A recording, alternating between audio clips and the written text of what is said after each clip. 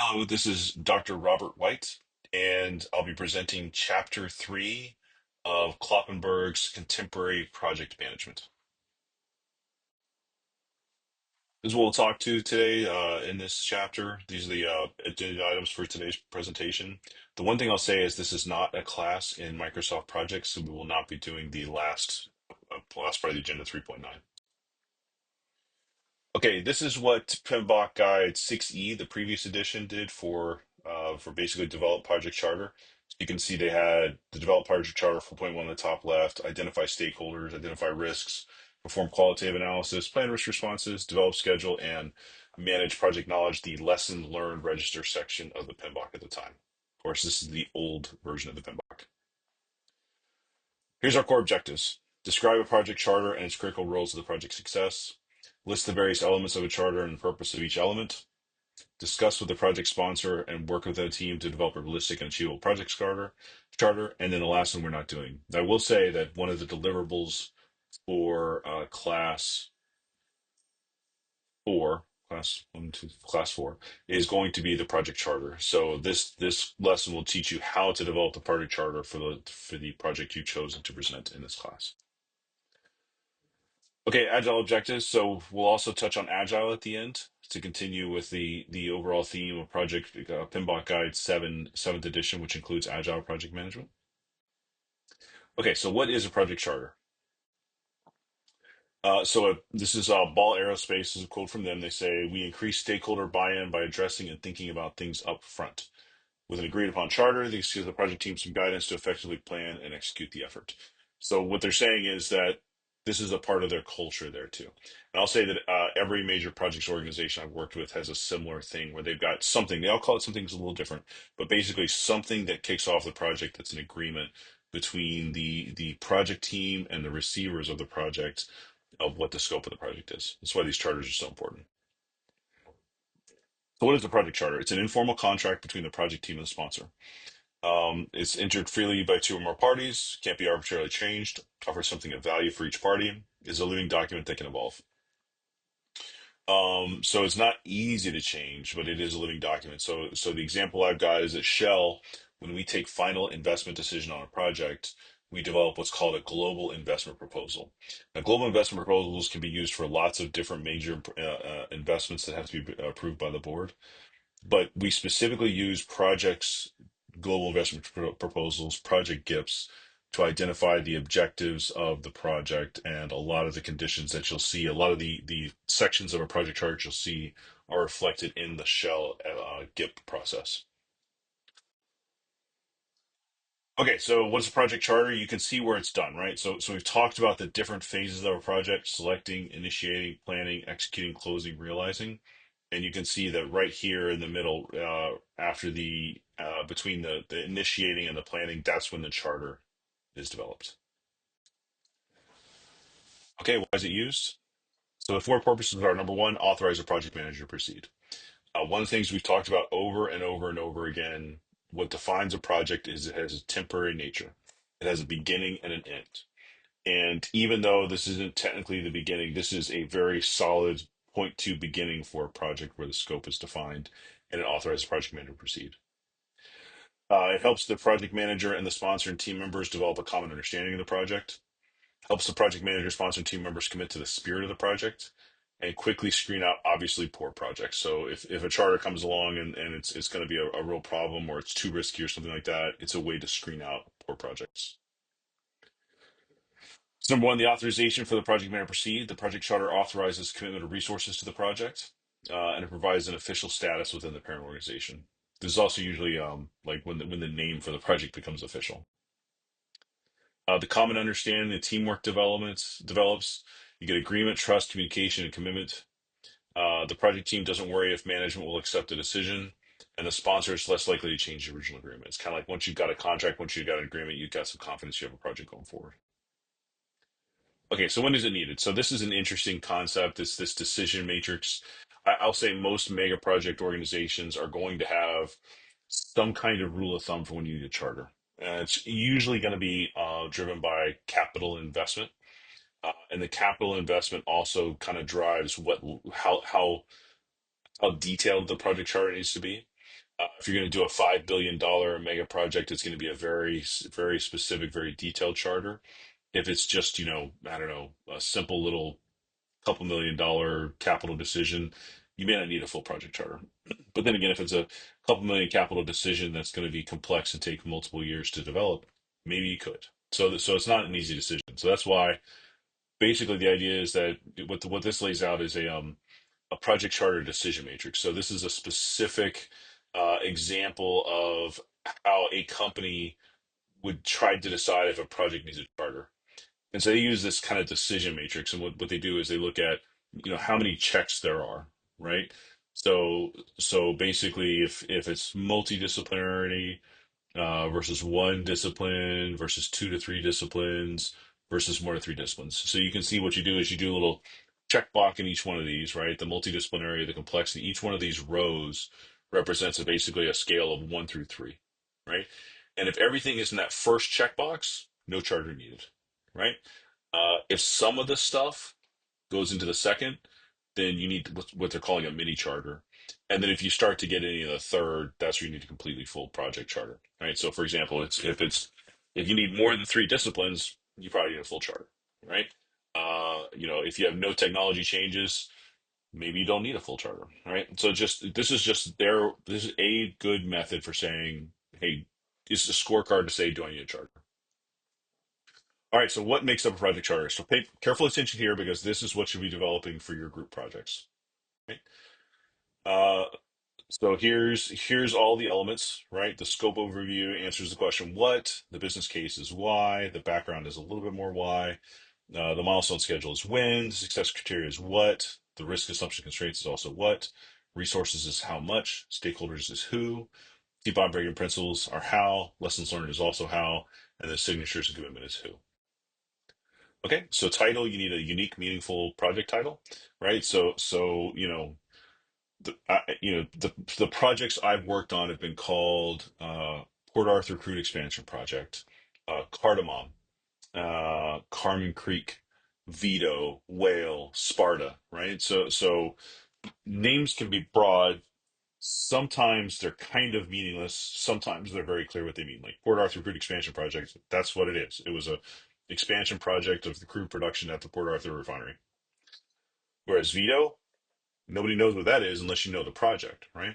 Because it was named after Vito Corleone. So it's a on purpose obscure name. And usually the way I think it works in oil and gas is the first person who finds a reservoir gets to name it, right? So that's where the name Vito came from. In cardamom, Shell was on this kick of spices, so it was a spice, right? Um, okay, the second part is scope overview. This is the used to help prevent scope creep. One of the biggest project killers that exist. Uncontrolled expansion to what was agreed upon. Scope creep is uh, one of the biggest reasons why projects fail. So what you want to do in a project charter is you want to define the scope enough so that it doesn't cause scope creep, right? So for example, back to the cardamom project, the original scope was to um, you develop a couple of tiebacks to the Augur platform. And in that, there were some requirements to do some upgrades to the Augur platform, but the upgrades kept on growing, right? The upgrades went to some simple like life extension stuff and some deck replacements to all of a sudden we were putting a luggage elevator on the helideck to make it easier for the people offshore to get their luggage into the living quarters, right? That would be a definition of scope creep, right? So it's considered to be the project boundaries, and quantifying the scope helps understand the project size. So if you understand that, so a lot of these further ones are like, how much resources do you need? Well, you can never possibly guess the number of resources if you don't have a defined scope, right? If I don't know if I'm drilling 4 wells or 10 wells, how can I possibly guess the number of resources I need? Or if I don't know if I'm building a 100-person apartment or 1,000-person apartment, clearly those are different levels of resources needed. Okay, the business case. This just comes back to the why, right? So it's used to justify the necessity of the project. It ties to the organization's strategy, which is something we discussed in the last chapter. So you take the strategy, and you create projects that tie to that strategy, and it provides high rational cost benefit estimates. It doesn't have to be detailed, but some overall estimates of the some of those financial indicators that we showed last chapter would be beneficial. And it persuades and inspires decision makers and team members. So it's kind of like, yeah, we're doing this because it matters, right? Background. Background is something. Hey, if you've got a really good scope and business case statements, you may not need it, but sometimes it's good. Sometimes it helps. Sometimes it helps flesh out a little bit more around it. An example would be, Sparta is a 20K development in the Gulf of Mexico or Gulf of America, and so maybe a little bit more details around what 20K is and why expanding in 20K fits with Shell's strategy would be something you'd put in the background. Okay, now this is another kind of deliverable for the overall charter. It's a milestone schedule. So this is just the very big, large milestones along the way. This is not a detailed schedule. This isn't a 30,000 line Gantt chart. This is depending on how long it is, I see it's usually you see about a milestone per quarter, right? So if you had a 2-year project, you might have 8 milestones, right? Something like that would be about the level of milestones you want for this kind of thing. Then you want to talk about risk assumptions and constraints of the project. So you want to be very upfront in the charter about the risks are, right? So for example, if you're installing a oil platform in the Gulf of America from July to November, you want to be clear that like, hey, there's hurricane risk in the Gulf of America. Things like that. So, some big high level risks. Or in general, one of the biggest risks we work with in oil and gas is the subsurface picture, right? Even though the oil's been down there millions of years, we don't know exactly what it looks like until we get down there and see it for ourselves and see with production, right? So, we have models, we have ways of guessing, we've got different ways of surveying the data to see what it is, but subsurface is always a large risk. And the only thing I just want to remind everybody that risks can be positive or negative. Usually people think of risk in terms of negative and opportunities in terms of positive, but in project speak, a risk is just some event that could occur. Could be bad, could be good, it's just some event. Okay, then we get into resource estimates. Once again, very high level budget. This is not down to the details. This isn't, a line by line, month by month spreadsheet of how many hours you need from every person named, right? This is just a general overview. This could be as much as this is a, $200 million construction project, with 50 million in foundations, you know, 75 million in carpentry, 25 million in electrical, and whatever the remainder is in finishing, right? And just say that you're going to break those contracts at that level. So maybe like a one level work breakdown of the overall expenses, but it's what you're authorizing the project manager to spend.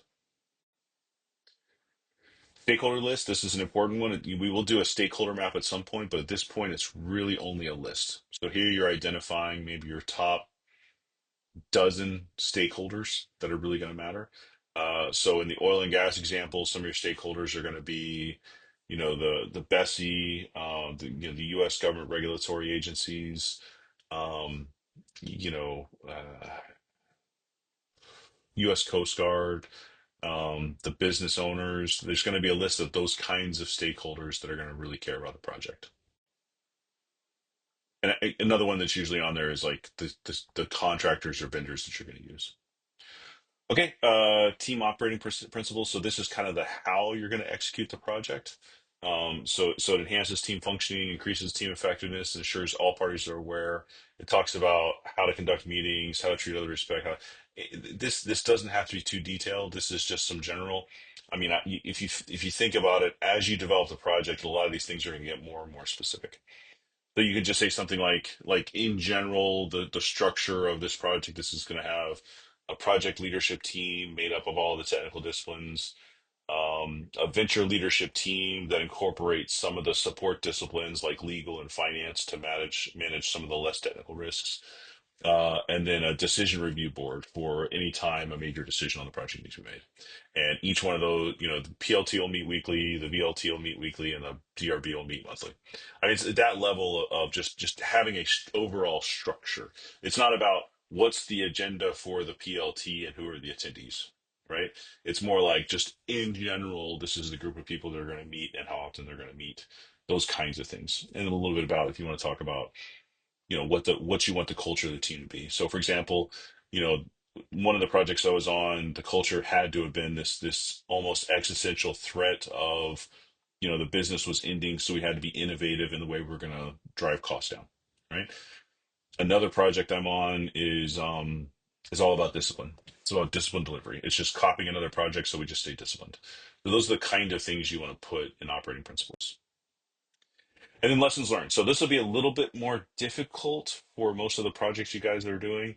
I would say that a good way to do it is to look in the industry and see if there are major lessons learned, right? So I would say, like, for example, if you were going to do a construction project, you might say, okay, what are general lessons learned from other similar construction projects, right? And do some kind of research on that. That would be a way to do lessons learned because you guys aren't now. On the one hand, on the other hand, you might say, for example, you're doing like a Starbucks marketing campaign or something like that. You may say, okay, we're going to look at lessons learned from other Starbucks marketing campaigns, right? That's in general how you can kind of take lessons learned from your current project. You'll also always want to be pushing lessons learned from your project into future projects. So some kind of because remember, when you're doing a charter, you're talking to the larger organization. So the larger organization wants to know that, hey, you're not just here for this project and that's it, but that this project will learn from past projects and will put their learnings into future projects. And then signatures and commitment. This is kind of a weird one for a class, but this is a super important one. Ultimately, at the end of one of the most important parts of a project charter, at the end of a charter, is some kind of signature where individuals put their name and reputation on the line for this project. And this is both from the project side and from the sponsor side, right? So people sign this charter to say, "Yep, this project's right, and I'm a part of this team." Okay, so constructing a project charter, let's go through some of these details, right? So where to begin? The sponsor creates the first draft of the scope overview and the business case. And this can go back and forth, right? I mean, it depends on how mature your project organization. Some projects do most of this themselves. Sometimes it's the sponsor that does it. This is just what the book says, right? But this is a place to be flexible. Here's an example, right, of this phase 2 multi-center trial scope overview, right? Here's another example of a second pulmonary function test business case, right? Okay, background instructions. The background statement can be of any length. And once again, if the scope overview and business case are detailed, you may not even need this. Here's an example of a milestone schedule. So you can see here, what do they have? They've got about a dozen, 10-ish milestones, right? And they also include who the judge is and the acceptance criterion. Here's the steps in constructing a milestone schedule. Number one, describe the current situation that requires the project. That's the first row. Then describe the project and its technical completion. That is the last row. In upstream oil and gas, we call this last milestone first oil, because this is when the first drop of oil goes through the entire process. Describe the acceptance criteria for the final project deliverables. So that's the bottom third and fourth columns. So this is saying, okay, who's going to take first oil, right? So the operations group takes first oil, and how do they know it's first oil? We've got this entire like handover process called project asset and technical integrity verification and all kinds of stuff. Uh, Four, determine a few key points of milestones quality where quality needs to be verified. So like, where along the way would we need to double check to make sure the project's on track? For each milestone, determine who the primary stakeholders are and how the results will be judged. And then, of course, the actual guess on the dates for those completions. And we'll talk more about dates for completions when we get to scheduling and planning. All right, uncertainty. This is where you look at risks, uncertainty for three reasons. Number one, negative risks may inhibit a successful project completion. Number two, a positive risk, otherwise known as an opportunity, should be benefited from whenever possible. And then sometimes there is more risk to the organization for not doing the project, which then drives an additional rationale. The best example of the risk for not doing a project is some of the regulatory requirements sometimes we have in downstream oil and gas, right? So, for example, when we did ultra low sulfur diesel projects, it's decades ago, it was a capital project that we undertook because if we didn't undertake it, then we'd have some kind of severe penalty, or we'd have to maybe pay some other processor to take the sulfur out of the diesel.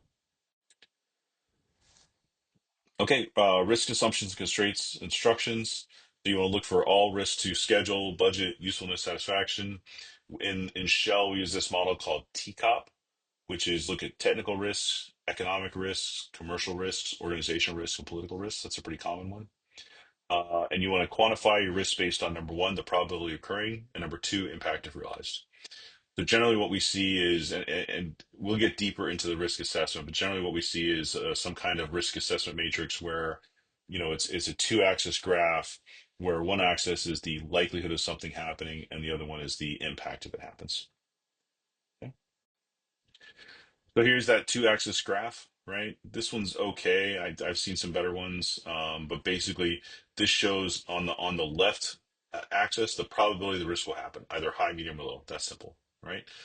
In general, you kind of say the high is somewhere around the 50% probability because if it's higher than 50%, you create that as a certainty, not a risk.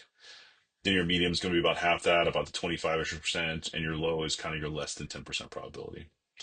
And then your impact on the project is going to be totally relative to the value drivers of your project, right? So, for example, one of your metrics might be how much it costs, right? So, if it's $1 billion, you might say, okay, a high impact to $1 billion project is 100 million, right? A medium's 50 million, and a low impact's 10 million, 5 to 10 million, right? Because if it's a $1 billion project, that makes a lot of sense. But if it's a $100 million project, right? Then you got to figure you got to compress all of your impacts by an order of magnitude. So you want to make these high, medium, lows are relative to the impact. And similarly, it's also the deliverables, right? So for example, if it's an oil and gas project, the high, medium, and low impacts might be threats to barrels of oil produced, right? So if you're trying to produce I don't know, 400 million barrels of oil over the lifetime of the field, an impact of 50 million barrels of oil might be a high risk, right? So it's relative to some of those specific value drivers for the project. Okay, so like, here's a risk planning example. You've got a risk event, you've got a risk owner, and then a risk response plan, right? So if the hardware is inadequate, then Eddie's going to go and revise the existing hardware, replace the hardware, right? Pretty straightforward. Okay. This next one is some crude estimates. This is the level of estimating for projects in this level, right? So you want money, people, and other, right?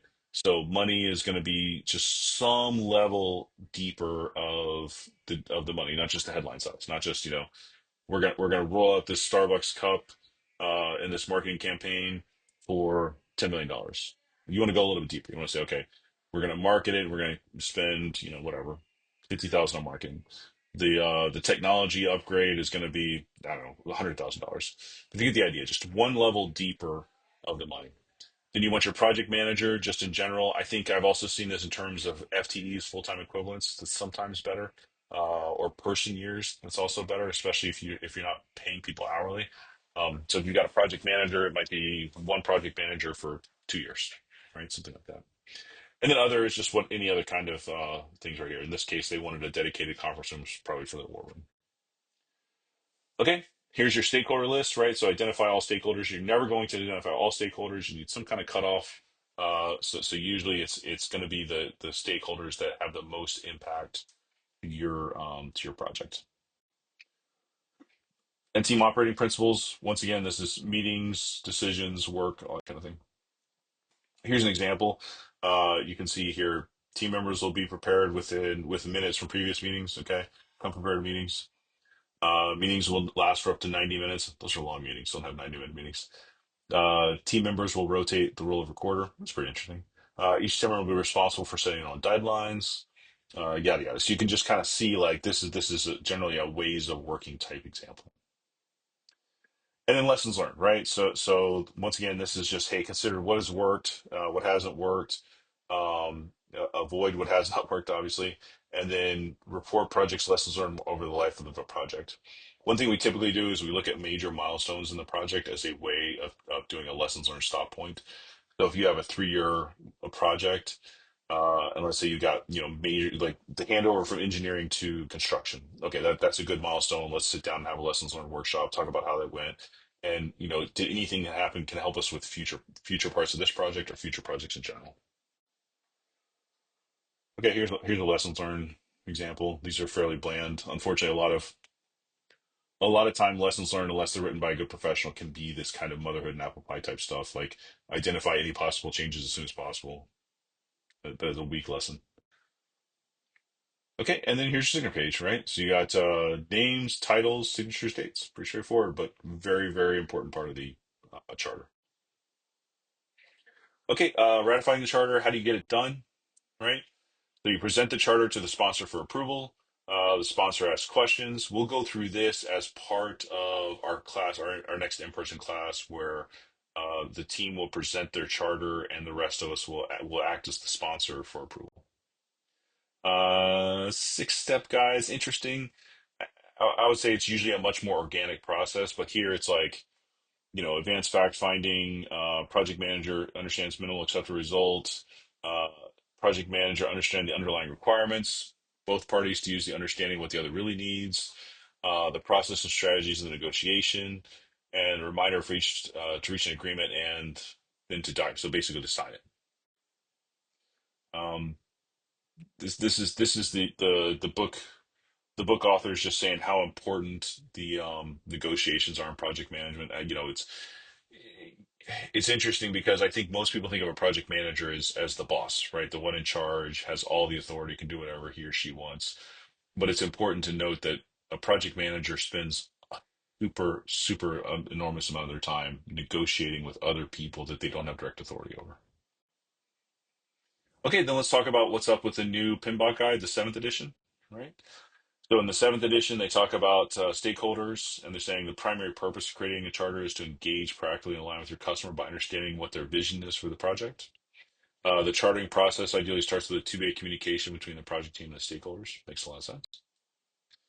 The charter is a good tool to begin team development. Of course, we mentioned that already. Charters are used to show overall project plan at a high level and gain commitment and understanding from the sponsor, project manager, and team. The charter should indicate the development approach to be taken. Okay. 70 also talks about planning. Should plan enough. So this is an interesting opportunity to put in projects this concept of you want to do as much as necessary, but as little as possible. That is how much effort you want to put into a project charter. You don't want to overdo it because you don't want to just waste resources, but you have to do what's necessary. And unfortunately, that line's not always perfectly clear.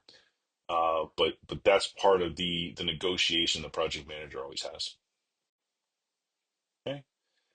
Measurement, the charter must include the high level plan as what to be expected and the indicators to judge process. You can use some of the smart metrics that are going to help. So, cost, schedule, risk, all these are good for measurements in the charter. Uncertainty, projects need to consider uncertainty. This is the same as what 60 said. Just how do you deal with risks, threats, negative risks, and opportunities, positive risks. Okay, let's dip our toes into a little bit of agile. But here's the thing. I mean, by nature, the charters in Agile are going to be less formal, right? So in a plan driven, it's going to be formal charter. Agile is going to be informal, right? A lot of the other ones are the same, but in the, why do the project? You can have a business case versus a vision statement.